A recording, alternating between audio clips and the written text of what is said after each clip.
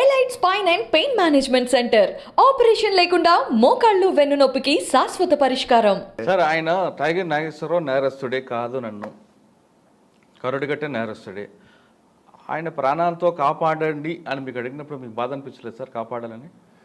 అంటే మనమే అక్కడ హెడ్ కాదుగా, పైన హైరార్కీ ఉంటుందిగా, డిపార్ట్మెంట్ డిసిషన్ ఉన్నప్పుడు నీకు కాల్చడానికి లేదు, నేను అక్కడ పోటాడుకెళ్తాను అక్కడ.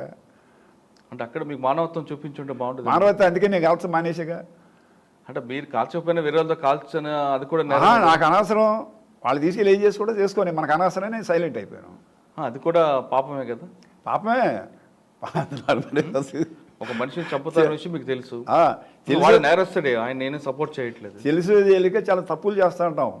ఒకసారి దాన్ని మనం అనుభవించాల్సిందంట. అనుభవించాలి, తప్పదు. టైగర్ నాగేశ్వరరావు ఎన్కౌంటర్ అయిన తర్వాత వాళ్ళందరూ వచ్చారు, మీ మీద ఇసుకంది వేశారు. అక్కడితో నేరాలు ఆగాయా లేదు తర్వాత కూడా కొనసాగాయా? ఆయన అనుచరులు ఎవరైనా వచ్చారు? తర్వాత కూడా జరిగినాయి నేరాలు ఏం ఆగల. ఇప్పుడు టైగర్ నాగేశ్వరరావు ద్వారా లబ్ధి పొందిన వాళ్ళకి చాలా మంది ఉన్నారంట అక్కడ, దొంగతనం చేసి అందరూ ఉన్నారు. వాళ్ళందరూ తిరగబడ్డారు మరి మీ మీద? జనం వచ్చేసారు, సుమారు 7,000 మంది వచ్చేసి ఊరేగింపుగా ఒక ట్రాక్టర్ తీసుకొచ్చి ఆ పూలు జల్లి అయితే ఊరేగింపుగా దగ్గర ఒక రోజంతా పెట్టింది అక్కడిని తీసుకెళ్ళాలంటే. అన్ని బాగా మంచి ప్రొఫెషన్ తీసి చేసి చాలా టైం పట్టింది ఆ ఊరేగింపు అక్కడికి రీచ్ అవ్వడానికి. అక్కడ తీసుకెళ్ళి స్టోర్పురం తీసుకెళ్ళి ఆ రైల్వే ట్రాక్ పక్కనే చిన్న మందిరంలో కట్టారు వాళ్ళు. అవును, అక్కడ టైం పట్టిందండి. అభిమానులు ఉన్నారు బాగా అతనికి. సార్, మీకు చాలామంది దొంగలు చూస్తుంటారు, ఈ టైప్ ఆఫ్ దొంగని ఇక్కడ చూసారా? టైగర్ నాగేశ్వరరావు తర్వాత ఇటువంటి వాళ్ళు, అంటే ఒక దొంగకు కూడా అభిమానులు ఉంటారనే విషయాన్ని మనం ఎలా అర్థం చేసుకోవాలి? దొంగలు అంటే పాలసీని బట్టి ఉంటుందండి.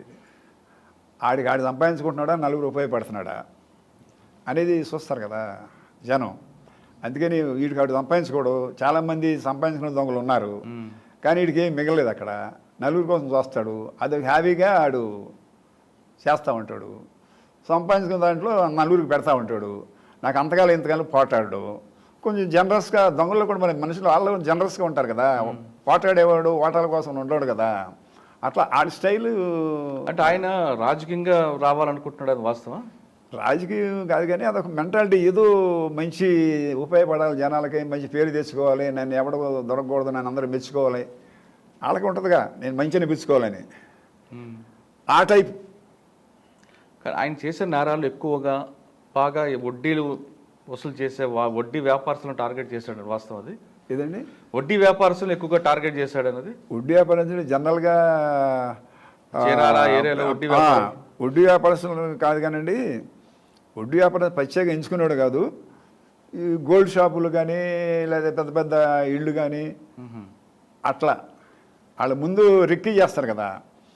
ఎవరింట్లో ఉంటారు, ఎవడు బాగా చేస్తున్నాడు, అంతా వడ్డీ వ్యాపారస్తులు కొడదాము, దేశాలు పెడదాం అనేది ఆ లెవెల్లో కూడా ఆలోచించరు పెద్దగా.